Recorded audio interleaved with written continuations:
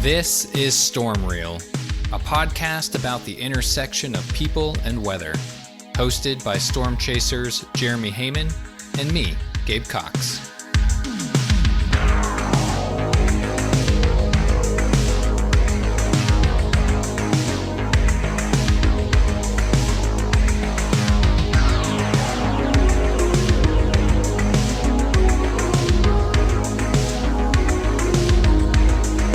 Welcome to StormReel, the podcast about the intersection of people and weather. I'm your host, Jeremy Hamann, joined by my fellow host, Gabe Cox. Hey, Gabe, how you doing, man?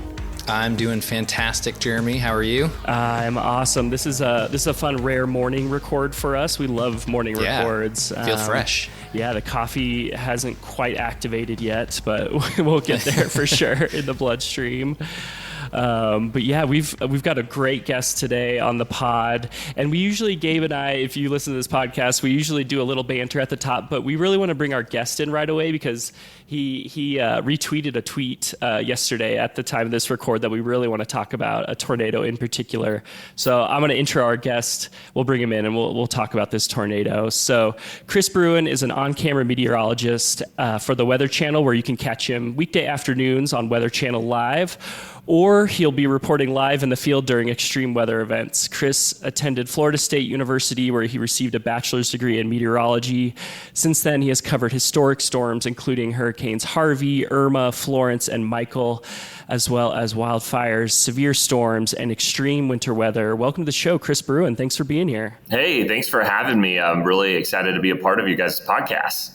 Oh, yeah, man. Thanks for being here. We're so excited to get to chat. And as I mentioned, you retweeted some tornado footage yesterday down in Florida. It is some crazy footage. We'll put the link in the show notes for the listener to check out. But Chris, just tell us about this video and why it caught your eye. Yeah, I mean, okay, we've all seen incredible tornado footage. I mean, you guys yourselves have even filmed some incredible tornado footage. Surprisingly, there was a tornado in Florida, which, you know, we get severe weather, but I think that one kind of just popped out of the blue. The intensity of it, the footage was from like a storm or just like a home camera, a Ring camera set up there.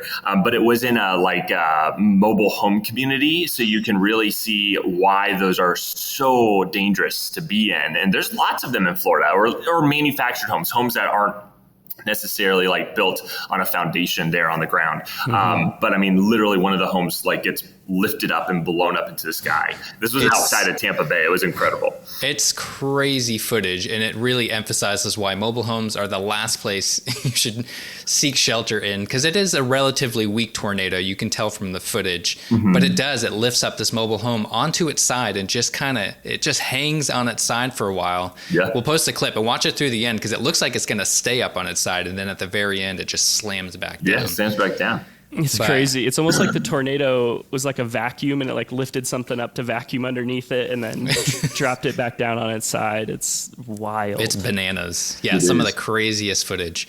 That is so crazy. But yeah, the link will be in the show notes for you to look at. And thankfully, no injuries reported from that storm. And it was near Tampa, Florida. Yeah, that would have been a wild ride if someone were home. Well, it's hard to imagine. I mean, it was in Largo, which is in Pinellas County. And I mean, people were saying who live in the area, there was like sheets of metal falling from the sky for like 30 minutes afterwards, because it did hit. It was a densely populated area too, where it hit. I don't think it traveled very long. It wasn't like a supercell type setup, mm-hmm. but I mean, that could have been a lot worse.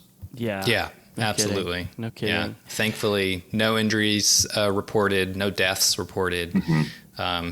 Just a big mess to clean up. Oh, yeah. Unfortunately. Oh, yeah. Yeah. Well, Chris, you yourself are a Florida boy. You grew up there. Tell us a little bit about growing up in Florida, growing up around, hurricanes and severe weather that Florida experiences. And tell us a little bit. We like to ask folks, like, what's your weather origin story? What was there an event or series of events that maybe activated kind of the weather nerd gene in you?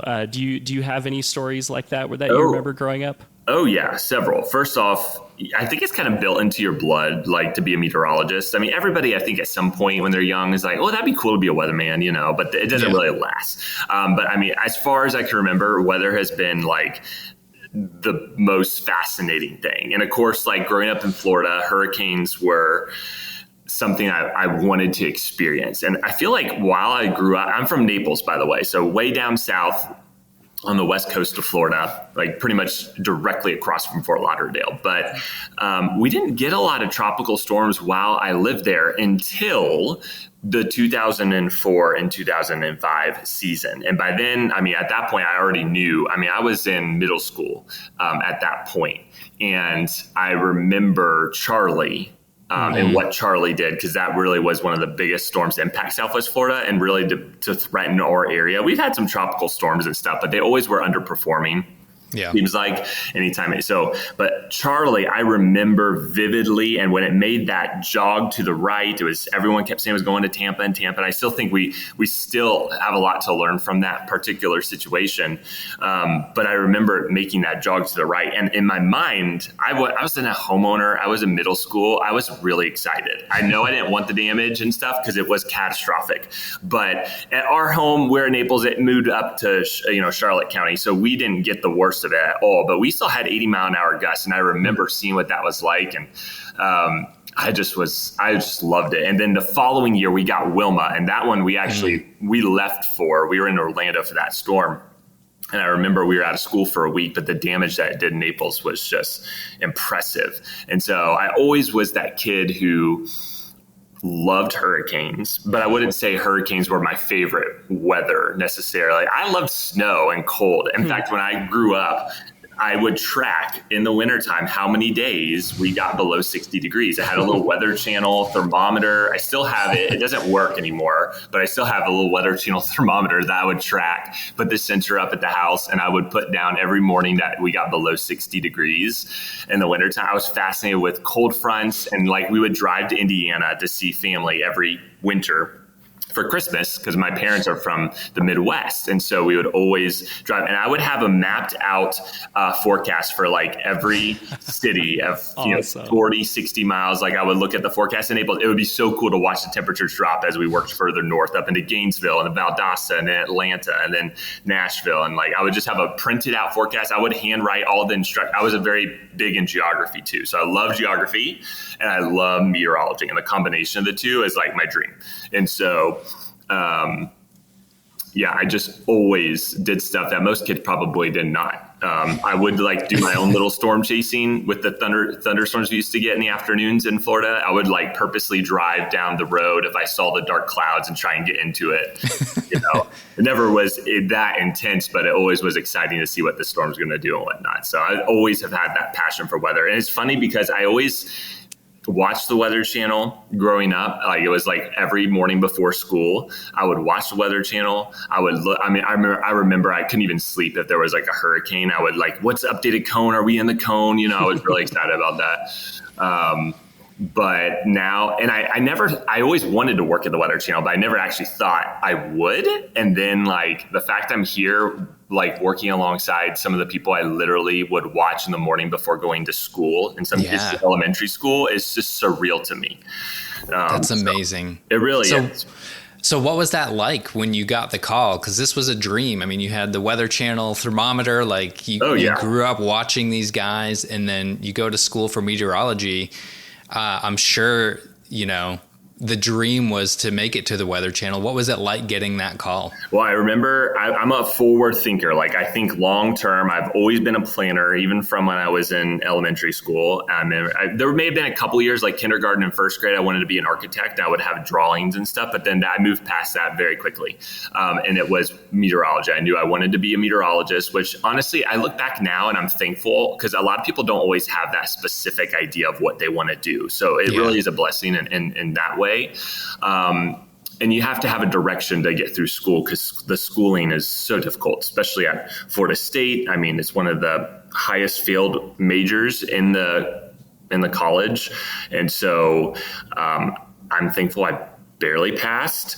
But yeah, I remember when I was young, I remember being in elementary school and I would be like, I'm going to practice every day. Like I would put the TV on mute, and that was when internet was just coming out, and I would make my own forecast maps on AOL with like the weather.com or, Weather Channel, and use the radar. And like, I had a Charlie Brown map of the United States, and I would just have that on my wall and like just pretend to have weather. And I was like, I'm going to practice every day, and I'm going to just try and be as good as I can.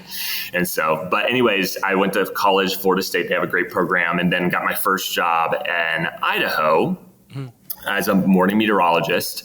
And it was incredible. It was everything I wanted. I didn't even have to start out at weekends. It was Monday through Friday, the mornings. It was a small market, and I didn't know much about Idaho, but I did that. I was quick to jump on it because it was the best opportunity, and I was looking into the area, and I fell in love with the West after moving out there. It's very challenging. Forecasting mountain weather is a lot more tricky. And I'm coming from Florida, where, Idaho is a whole nother world. It's like winters are for only the strong can survive. I still couldn't get over, like I moved out there in May and I was still amazed there was snow like on the ground. I would make such a big deal of it, and the anchors would be like, you don't have to talk about the snow it's like so normal, but for me, I was like, it snowed in May. I'm like, what is going on? This is the wildest thing. And I just learned to appreciate mountain weather, and I like the tricky forecast. You learn not to be heavily reliable on like models, because models do a better job on the east, I would say. Out west, they don't tend to get things as well. It's also, you need to live there to really get a feel for the patterns in each valley and stuff. So you really learn to refine your forecasting ability, I feel like, in that thing. You have to make risk with your forecast, or just like you got to take risks. Sometimes you get the forecast wrong. You're not perfect, but sometimes when you do get it and the models weren't hinting at that, there's a lot of reward in that. So that was always fun. But I just fell in love with the weather out west. I fell in love with the West, did that 3 years, and I knew I was only going to be there 3 years and have to move up to a larger market or whatnot. But I remember in the period of looking for that next job, I literally just got a random email from the Weather Channel, and I was like, this can't be real. They came across my stuff and they wanted to fly me out for an interview, and I was like, what? And it was like timing, everything was so perfectly lined up. It was like 5 months before my contract was up, so it was like perfectly aligned. Wow. And I remember I had to turn down an offer from from Austin, Texas, months before, because they needed me out there before my contract was up. And I was really down on that, but I was going to adhere to my word. When I signed a contract, I'm going to follow through with it.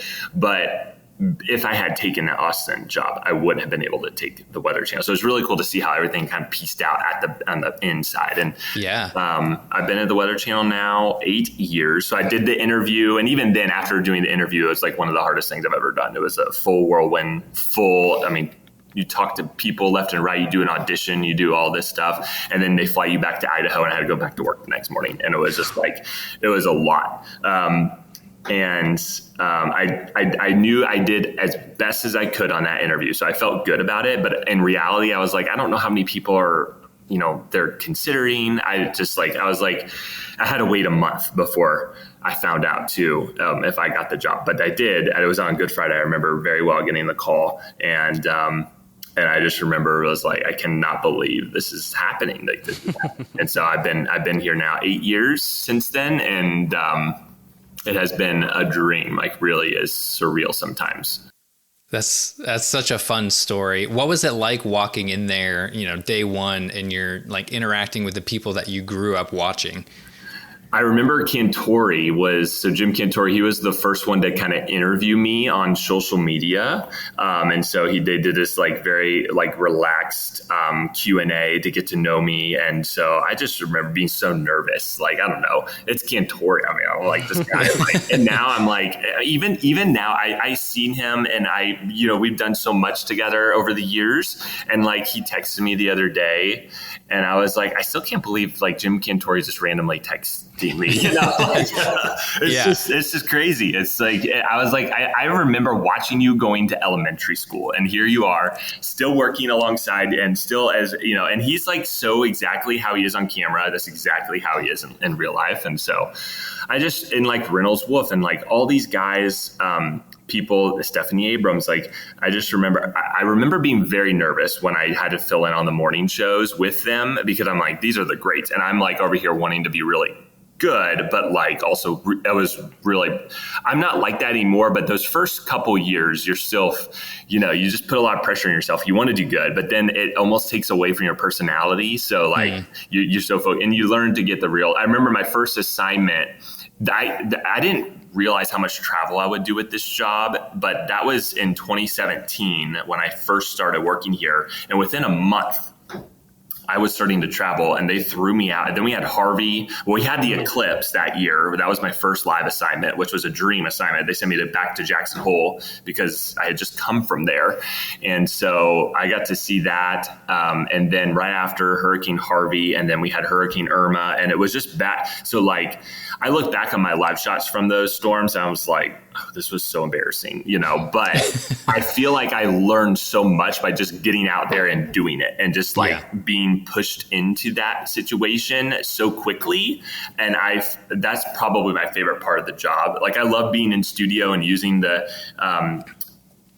technology we have to really come up with unique ways to tell the forecast and such, but there's nothing like showing it in real time on the ground. And that's what I love. That's probably my absolute most favorite thing, is being in the weather, showing it safely, but like as creatively as we can, so people can get a feel for, there's nothing to replace that. And I have that passion.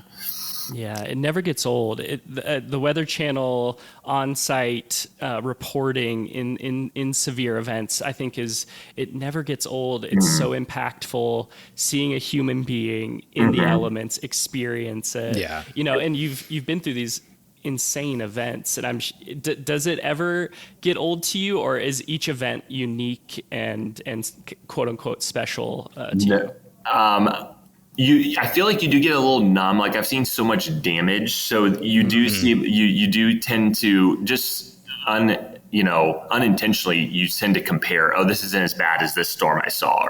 But in reality, those people, like, that's like the worst thing they've ever been. So you still have to like put yourself in that perspective. But literally, and I was like, every day there's a thunderstorm. I'm like, I'm so excited. There's going to be another storm today. And it's like, well, we had our storm, and then tomorrow I'm just as excited for this round of thunder. And like, I was looking at the forecast. I was like, every day. And my son, he like literally is all about the weather. And like, where's the storm now? We had a storm pop up yesterday, and it literally missed our house by like a half a mile. And I was so bummed. I was like, of course it would. It's literally raining in like down the entrance to the neighborhood. And now it's not raining at our house. And it literally went around us.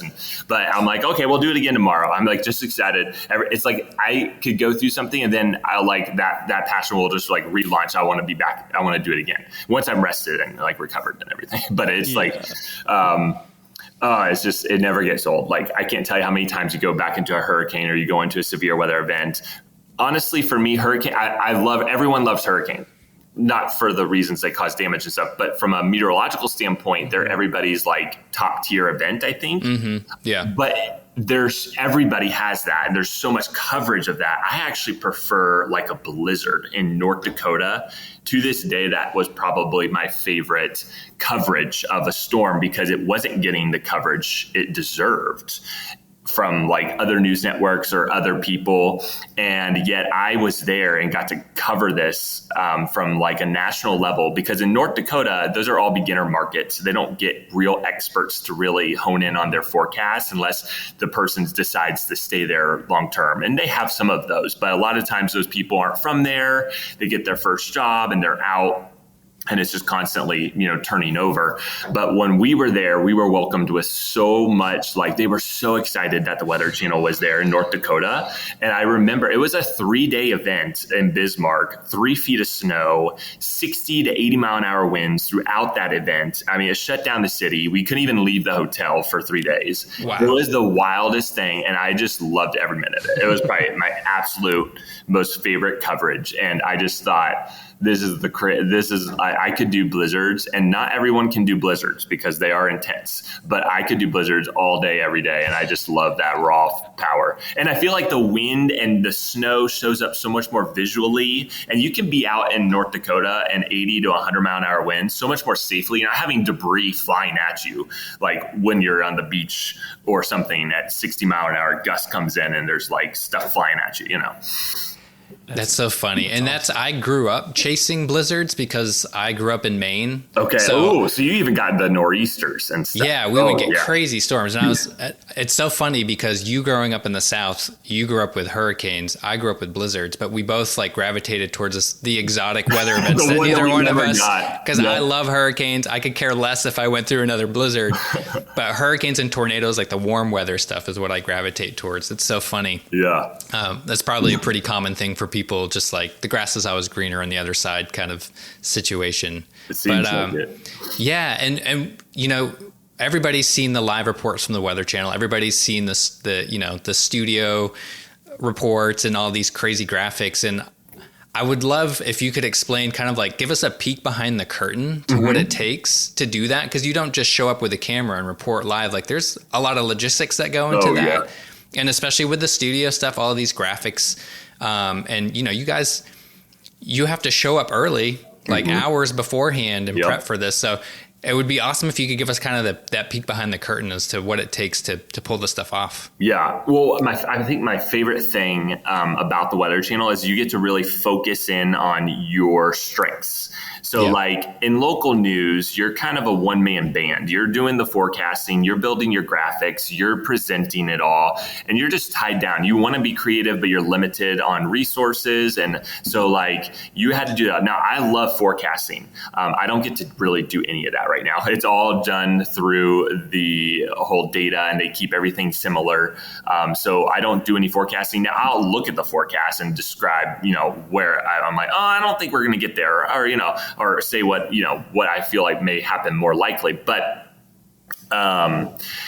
so I don't do any of that. And at the Weather Channel, they have weather producers who are meteorologists, and they build the graphics. So we have people building all the graphics. And then essentially us as the OCMs, which is the on-camera meteorologists, our job is to solely look at the presentation, put it in a way that we would want to tell it, and then use that time to tell that story. And so we really have that as our main focus versus being distracted with all these other things. That's in studio. So then we've got like 3 different studios here at the Weather Channel. The one big one is the main one, Studio 9. They have a full IMR.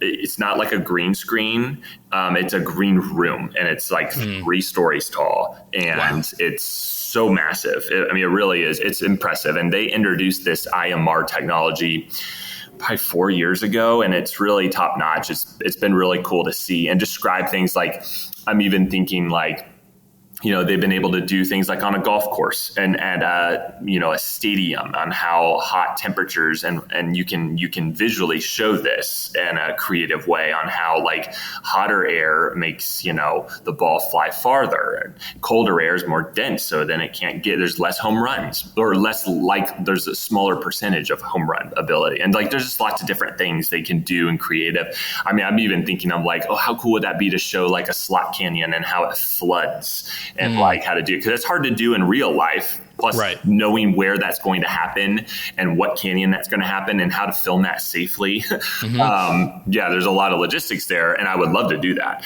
But it's also, you could use that for the IMR perspective. And you can take a city and look at it in hour by hour format and show. We did it with storm surge, so it helps people kind of understand storm surge more likely. So that's the in-studio side. So we're kind of working as a team. We've got producers, we've got weather producers. So you have the editors who are cutting video and like getting all of that ingested into the system. We got producers who are putting down the show format and coming up, because we're all weather for 4 hours. It's not like local news where you've got your 4-minute segment here and that's it, and then you got a little hit here, a little here. I mean, we're 4 hours all weather all hours, like aside from commercial breaks. So like there's a lot more talking than in local news, but you also get to go a lot more in depth. Sometimes the hardest days are when there's so much going on. It's hard to fit it all in, honestly. Yeah. And those are my favorite days because I love those high adrenaline days. You know, obviously the severe weather days, I really love, tracking tornadoes, describing, okay, here it is. Because I love geography. I love getting hyper local with the maps and really kind of, pinpointing where it is, what we're looking at, and then comparing it with some of the storm trackers on the ground and such. But in the field, essentially how it happens is, I'll usually see when there's a chance of opportunity to go send out. And there's a lot of ideas that I wish I would have gone out, and we just don't get to go because either it's not warranted or, we're down staffed or, all these things. So I've planned a lot of trips and never actually got to go on, but I like to be prepared ahead of time because essentially once they make a decision, then I get to, we fly. We don't have private jets or anything. We fly, we book a flight. Sometimes I booked a flight 4 hours beforehand, right? And we're in Atlanta, so there's usually direct flights everywhere. But it's a rush. So those days are really stressful in those short terms. Most of the time I have a good idea if I'm going to get sent out or not. So we've got a team of 4 of us essentially. So there's a photographer, there's a producer, there's an audio guy who does the sound and audio, and then there's the meteorologist. And so it's usually 4 of us. Sometimes we've got in-house staff, but if there's a major event, then they'll freelance from around the country and you're met up with different teams. So I've worked with a variety of different people, and unlike, like static anchor shot that you see on like a nightly news situation, I mean, we're walking and talking, we're showing, I mean, these people have to be in the elements. They've got to have the gear. We're getting soaked. We have to be in the weather. I like to walk around. There's been live shots we've done. We've walked 4 or 5 miles within the 3 or 4 hours, and wow. We're just walking around. I like to keep it because we're on all the time. So I got to keep it fresh and interesting. Yeah.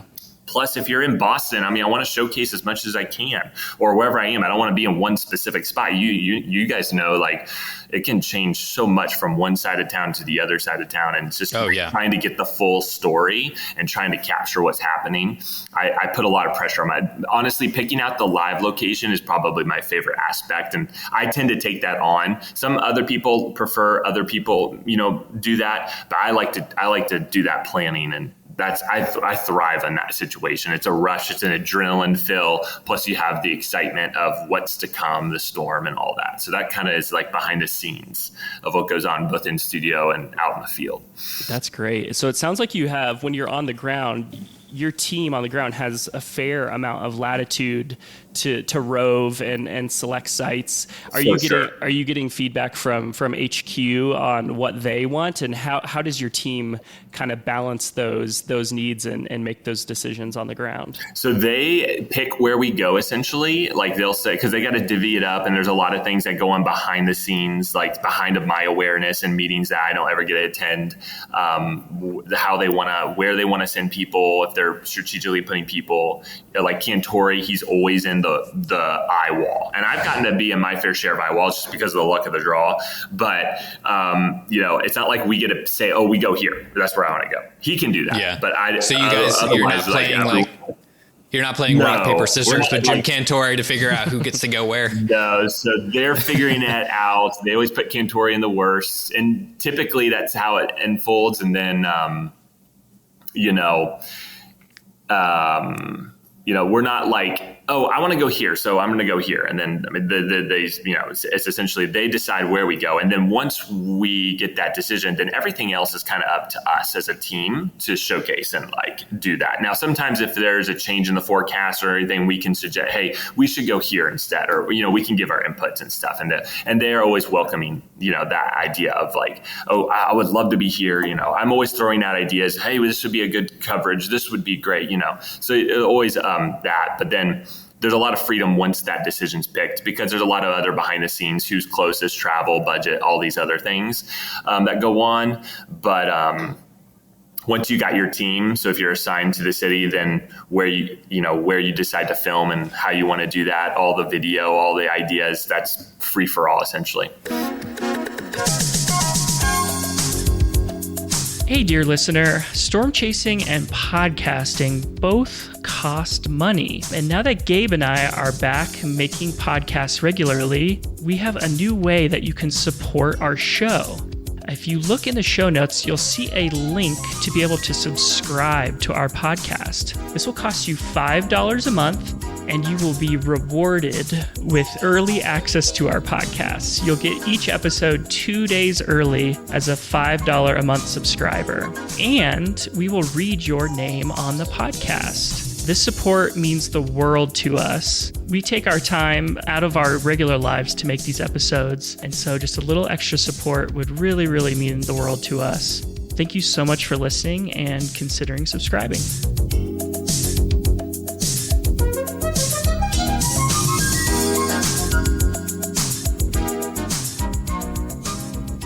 That's so fun. I love that. And getting some creative freedom in that. And, oh, yeah. I know what you mean about picking like specific locations, because people think of like the storm affecting a city, but there's like you said before, like you go one block one direction and one block the other direction. It can be very different. You've got like wind tunnel effects through cities. There is a lot of strategy in how you show up to a storm, and on a micro and macro level, how you go out and set up, and the places you're going to be. You want to be in a safe spot, obviously. Mm-hmm. You also want to show how powerful the storm is, so you want to go to the places where you're going to be able to visualize that. Exactly. So it's tons of strategy that goes into that, that I think a lot of people take for granted. Mm-hmm. And I like, for example, like a blizzard. Most city centers where you're going to stay in the hotel and all that thing, it's going to be hard to get a blizzard like in the city. You have to know which way the wind's coming and where, like, I'm like, if I'm going for blizzard coverage, I want to show a blizzard. Like, how do you do that safely? Because obviously you could go out in the middle of nowhere, South Dakota, but then like you may not even get back because the roads are closed, and then we're stranded out there. So I try and find like a hotel that has, elevation that's exposed to the right wind direction that we could have, so using meteorology even in that case to put us in the best position possible to do that in a safety. It's fun. I like the challenge. Our audience is a lot like you, Chris, in terms of like nerding out over forecasting and getting in the nitty gritty and figuring those things out. You've mentioned it a few times, and I'm personally fascinated by winter weather as well. I grew up in Nebraska, so I had a lot of winter weather events there. Okay. Could you tell us like what is it like to forecast a winter event, and what makes it more challenging, say, than other weather events to forecast? Winter is hard. The all snow events are some of the easiest, but even then, I mean, goodness, like, there's so many variables. It's not like rain where it's rain, it's hard to know exactly where the flooding is going to occur, because, flooding is hard. Yeah. There's topography, there's, vulnerable areas, but then you have the where the storms pop up, and it's very isolated. So that's difficult. Yes. But forecasting, especially like in the big cities in the Northeast, because they always talk about like I-95 is that dividing line. That's where everyone lives. So if you say it's not going to snow, but they get a foot of snow because that rain snow line made it all the way to the coast, then that they will remember that. I mean, but then if you say they're going to get a foot of snow and they don't get any, or it just rains, then they're going to remember that too. And so, there's so much on the line when you're dealing with rain and snow, also precip types, surface temperatures. There's so many factors, because it can snow, but if the surface is above freezing, that's not all going to stick. The types of different snow, are you dealing with fluffy snow? And usually a storm has a mixture. It's never just like one altogether. So there's just and then if you switch over to sleet at any point in a big snow event, that will cut down your totals in like such a big way, and it's always just hard to pinpoint. I'll be out and I'm like snowing, and then it changes to sleet. I'm like and I'm not making the forecast, but I'm like this is not gonna end up being a 10-foot or a 10-inch snowstorm.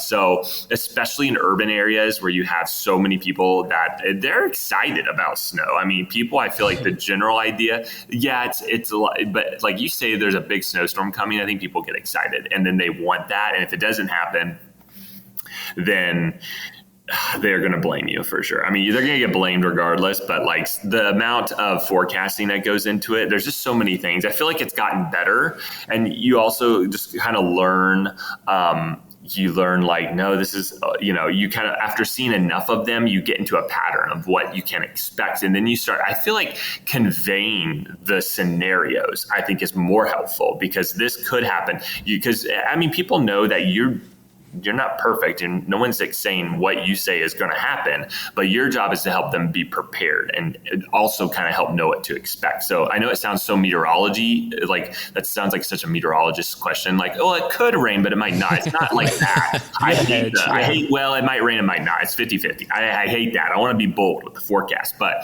especially with winter weather, you got to know, like, yeah, here's the thing. This is looking really likely, but also we might have to see where this rain snow line sets up, and it's really an outcasting situation. So you got to keep watching, Yeah, absolutely. And that's hard because most people just are like, well, the temperature outside my house is X, but you're talking about layers of atmosphere that precipitation has to fall through, which greatly affects everything. Yeah. So it's not just like just stick your hand outside and see what the temperature is. You have so much that goes into that. Yeah, you got to look at all the levels. 5,000 feet, even 2,000 feet above, the temperature can vary, and people think, oh, if it's 32, it's definitely going to snow. It's like, oh, not necessarily.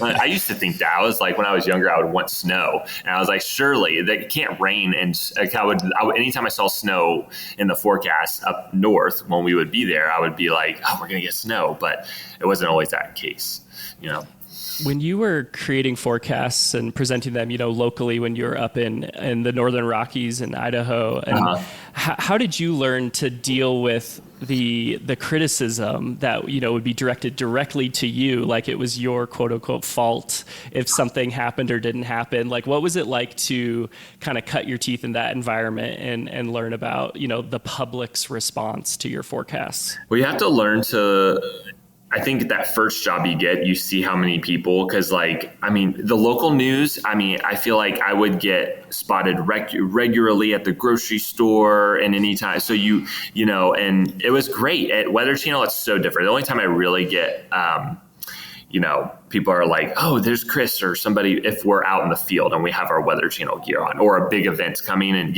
so generally on a day-to-day, it's normal life, so that's exciting in that regard. But in local news, it's a whole different, or at least when I was there, is a whole different, and certain markets are more so, but, you have to learn you can't please everybody. You just kind of bite your tongue a lot of times. And then, I think a lot of times, I remember this one storm. I dropped the ball in the forecast. I was going hot with the snowfall, and it ended up not happening. But it did elsewhere. It wasn't but in Pocatello, which was one of the bigger cities in our market, I was forecasting, 5 to 6 inches, and the snow band literally stopped within 10 miles of them. So they didn't get it, but other areas did, but the majority didn't. So then, but then there would be times where I was right on, and it made me want to continue.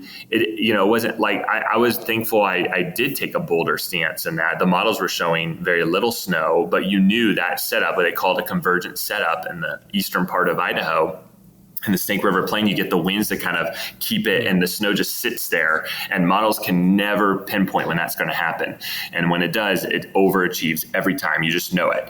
And so you just know some of those local things. So I feel like it makes me want to hone in my skills better and still take those bold risks, but also, elaborate more so. And you just have to learn to have thick skin for sure. And social media is crazy. So I like to see what people are saying, but then again, I don't like to see what people are saying.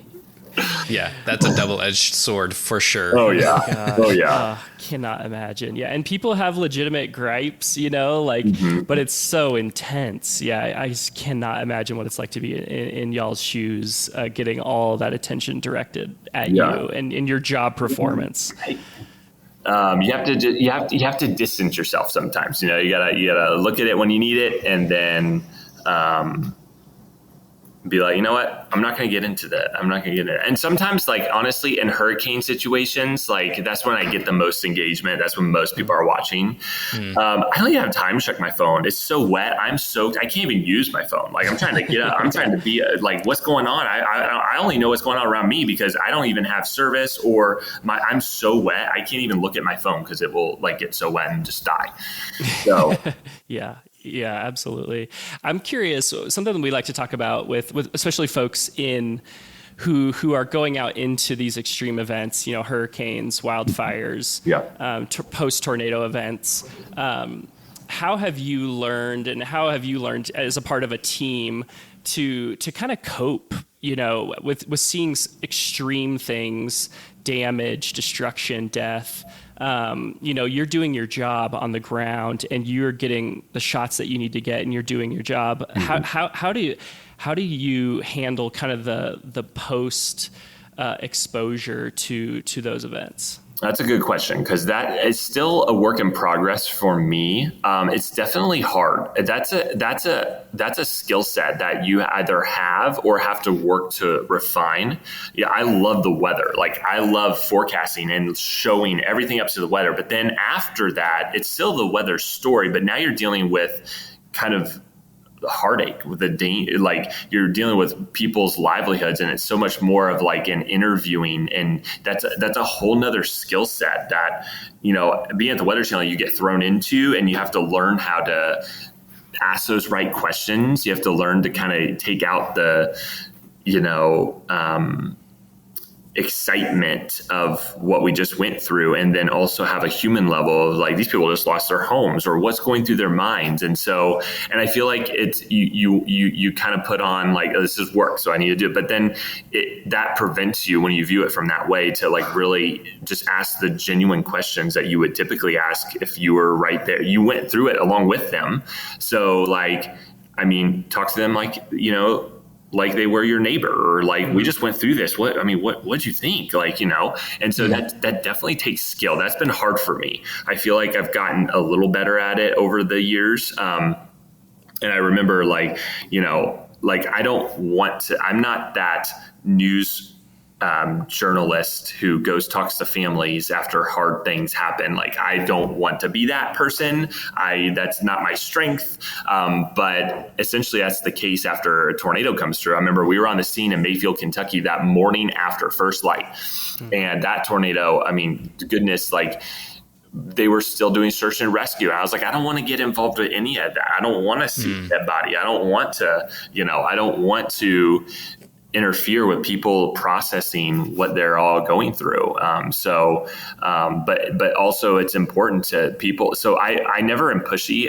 People usually, a lot of people, I'm amazed at how many people actually want to talk. It does seem to help. Like, they want to talk. And if they don't want to talk, I'm like, okay, absolutely. I don't want to push it, So like, I just like, it's amazing how many people will wander up. They see the Weather Channel. They're curious. They're not afraid to share what happens, or they talk about how they're feeling.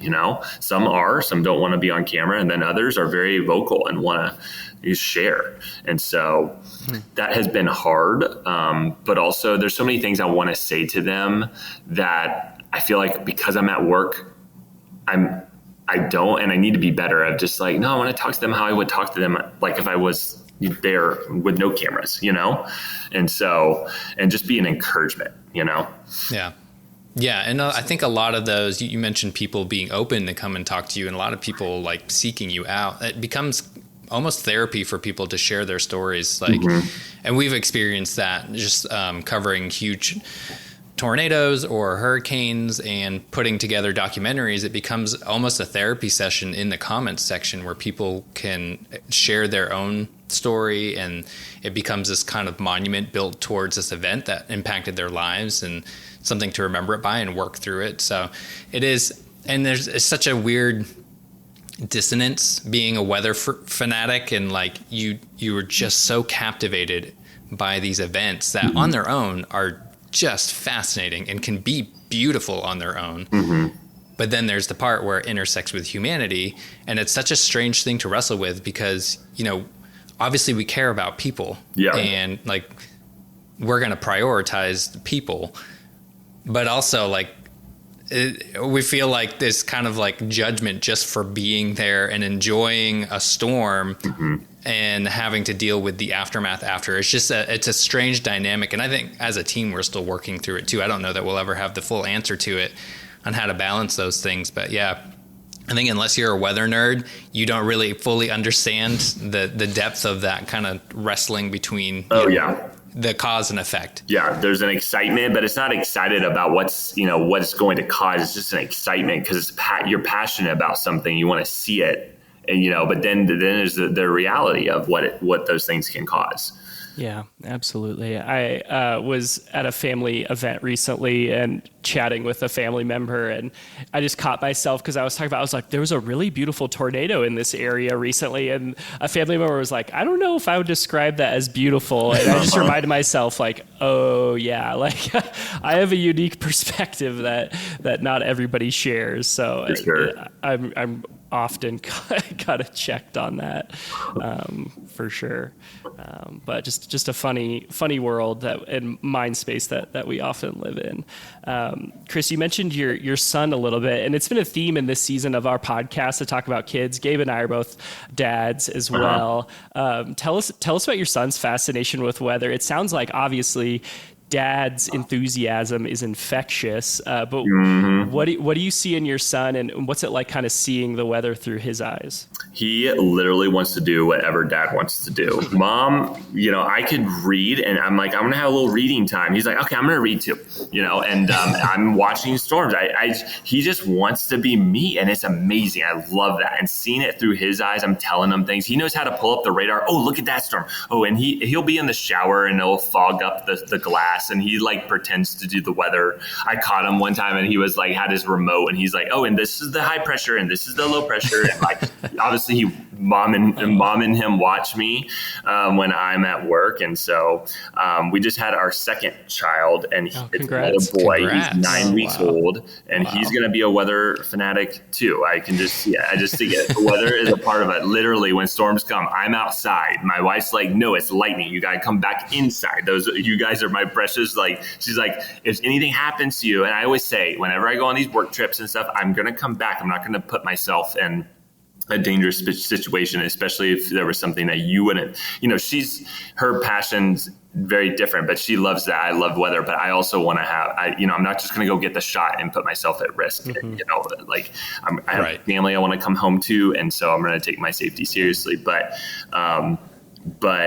it is amazing to see. He's not scared of thunderstorms. He doesn't like to be up in his room by himself if there's a storm. Like, it seems like right when we're about to go to bed, there's a storm. So we're like, let's stay up a little bit later, wait for the thunder and lightning to die down. But like, he just like, it's so cool to watch. He's so excited about cold. He's so excited about, he loves the snow.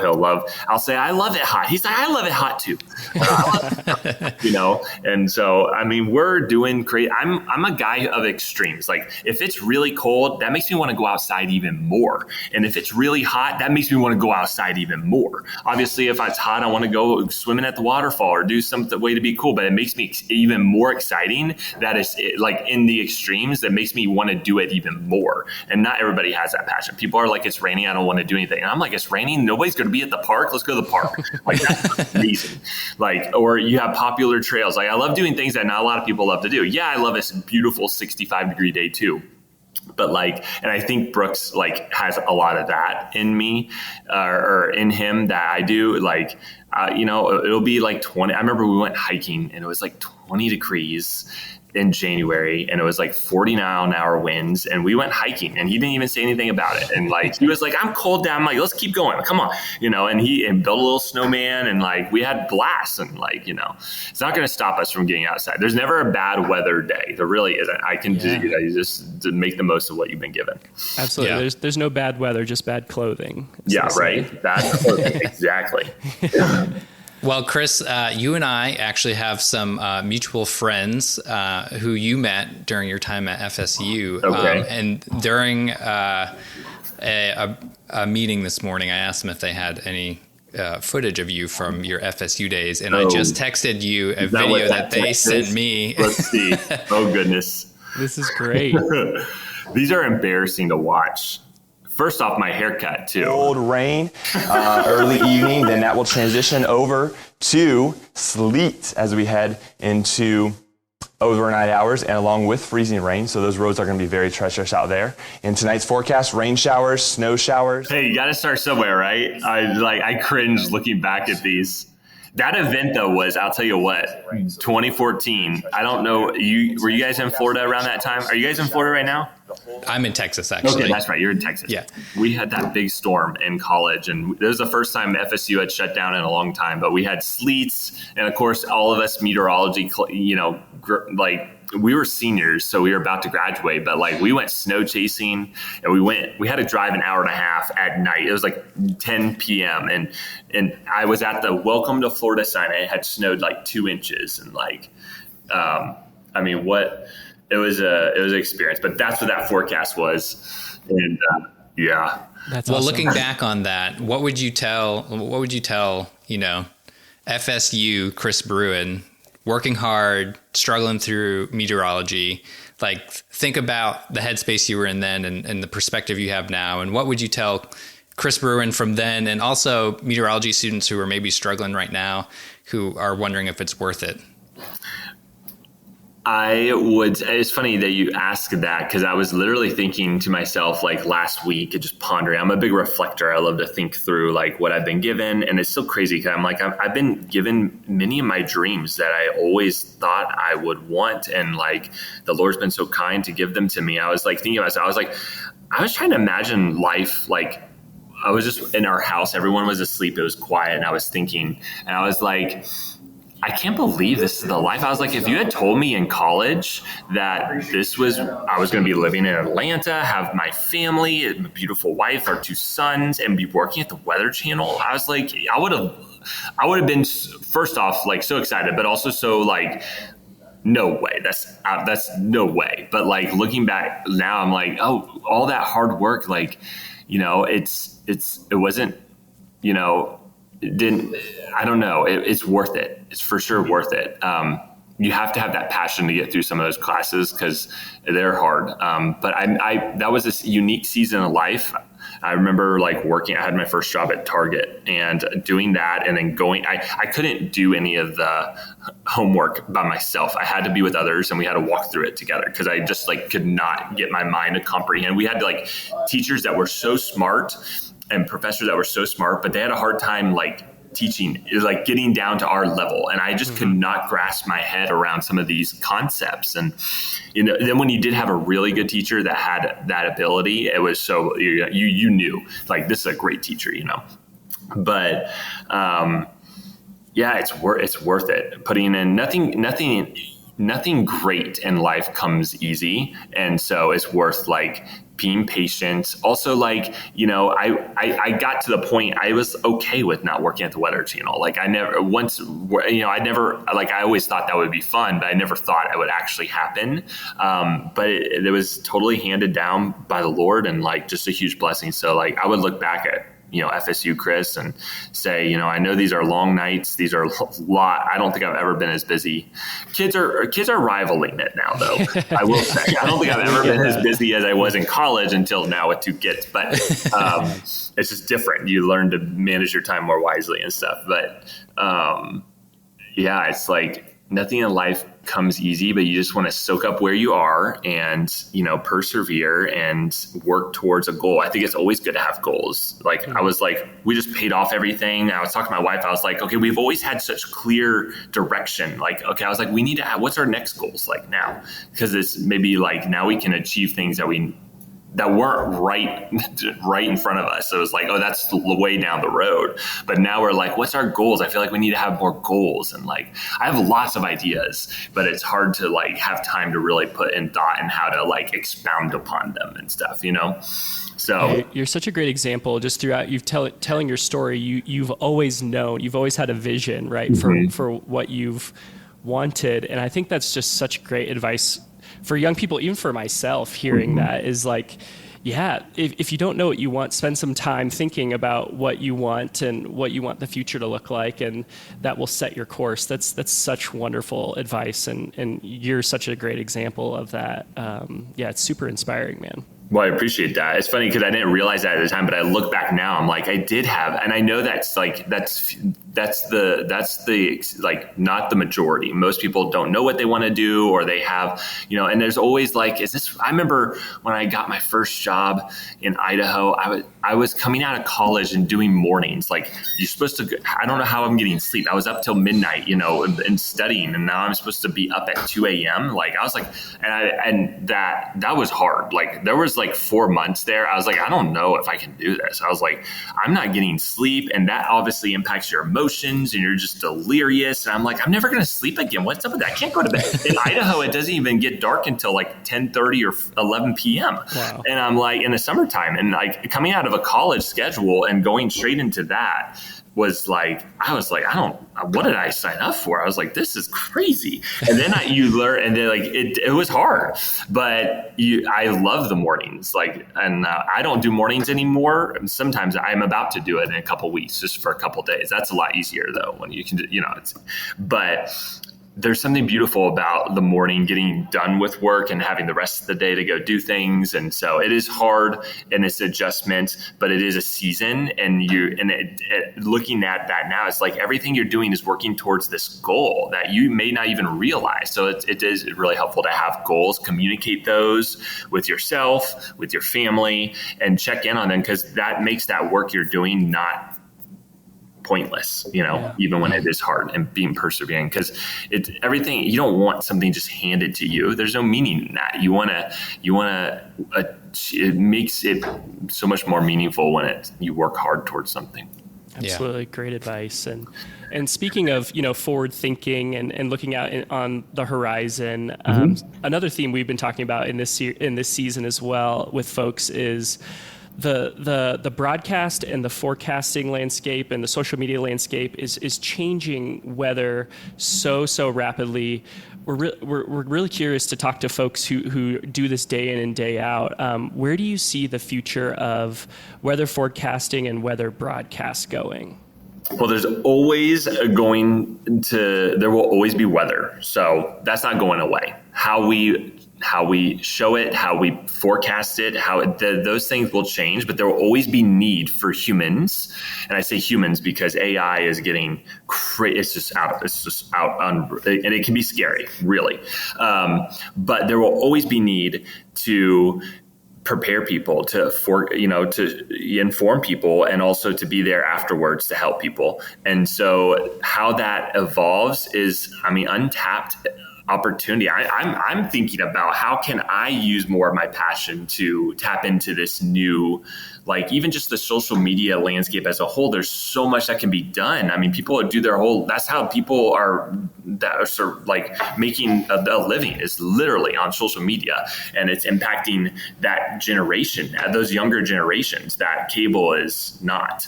And so like, it's just like there's so much opportunity, and it can be scary because you're doing things that may be dated, or you're like, okay, but you can take that and your skill set and just come up with ideas. That's all anybody's doing. And some people are really, taking off with that. Even just, you guys, you post a video of an incredible tornado, and I'm sure it goes viral, and like, that's like amazing. And you're like, man, could I do something with this? Like, is there, and now look, you guys got a documentary out. I need to watch it. I saw your stuff and I was like, I need to watch that on Netflix, especially when I'm up late at night or something. And, but yeah, there's untapped potential. I don't see, there's so many things. There will always be a need for meteorologists. So how people get their information, though, that may change. And so we're already seeing that, and it's already a big battle that companies that have been really big, like Weather Channel, is trying to adapt to the changes, but how to do that wisely, how to do that timely, patiently, and not rush into just one new thing. It's a learning curve for sure. But for the younger generation, it can seem scary, like getting into this field, and especially in the broadcasting, because there's so much. I feel like the private sector of meteorology is growing so much, and I find interest in that. I'm like, that would be amazing. That would be really fun. Amazon hiring people, and like, but even just, I'll tell my friends things about weather that's so normal to me. It doesn't, they're like, that is so cool. You could make a series of things, and I would find that so interesting.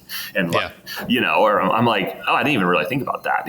We went camping one time, and I was telling him our experience. We were going to go camping. It was a risk. We were going to go camping in Colorado in November, but it can be warm in November, but more likely than not, it's going to be cold. And so, what the backup plan was, we were going to go to Moab if it got too cold. Well, when we get there is not one place in the state at night that is above zero. Like, it was going to be below zero, and we were going to tent camp.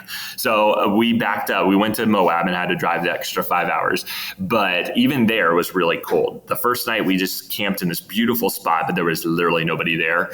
And we tent camped. My water bottle in my thermos in my tent froze solid. And like, it had to have gotten down to like 18 degrees. It was brutal, and we barely slept. So the next night, I was like, okay, we can't be out in the open desert. The heat just escapes, and we need to use meteorology. So we went along the creek, where you're adding some extra warmth from the water, even though the water's cold, but it doesn't cool down as quickly as the land. And then we found a little thicket of trees near the creek, and the temperature was got down to like the low 30s. And that was so much more comfortable than the open escape of the desert, which was a beautiful view, but not worth the extreme cold. So I was telling him that. He's like, and I told him that years ago, and he still remembers that. He's like, that was so cool. You would tell me little meteorology things that not a lot of people think of, but it's so normal to me.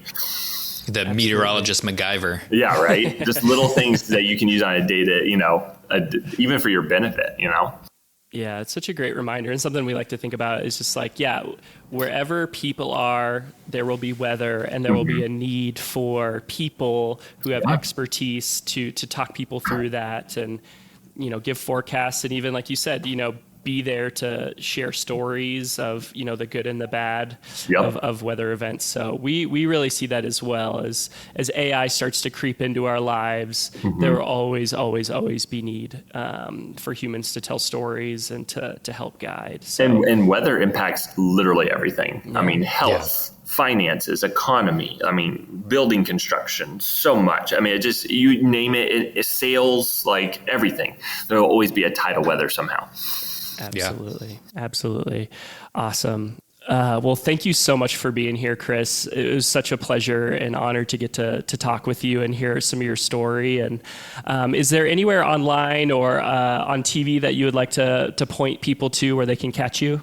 So obviously you can watch me on the Weather Channel. I'm about to go on in 2 hours or so. Well, I guess this will be dated when people watch it. But yes, 2 p.m. to 6 p.m. every day, Monday through Friday. And then obviously if there's big weather, I'll be out hopefully in the field. That's always the desire. You can follow me on Facebook. You can follow me on Twitter. And then Instagram. Those are the three. It's hard enough to keep up with three. I don't know how other people do it. That's all I have for stuff. So and it's just like Chris Bruin. You can just search it. And other than that, I'm occasionally we'll do podcasts like with you guys. I've gotten to do some cool things with like Nat Geo and Discovery, just like with that Mayfield tornado actually, and helping to narrate and recap a series that they're doing on that should air later this year. So just little cool opportunities and things like that. Fabulous. Well, thank you so much again for your time and for sharing a bit of your story. We really, really appreciate it. Hey, absolutely. Thank you guys for having me on. Thank you for listening to StormReel. Please, if you could rate, review, and subscribe, that would be amazing. And if the place you're listening has a little bell or notification tool, just hit that so you know when the next episode of StormReel releases. Thank you to Autograph for the use of our theme song, Metamorism. You can find that song and album streaming everywhere. And you can find us everywhere online at the StormReel and stormreel.com. Please share those links. It really helps us. For StormReel, I've been Jeremy Hamann, joined by Gabe Cox. We'll talk soon.